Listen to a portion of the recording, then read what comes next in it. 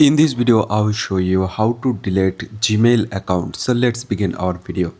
First of all, you just need to open your Gmail app and right now select on the top right hand corner your profile icon and then select here you can see manage your Google account.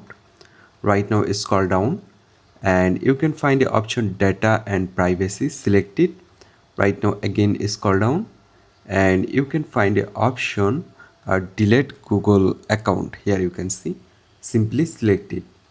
So right now you just need to wait, and after that here you can see you just need to give your fingerprint or mobile pin.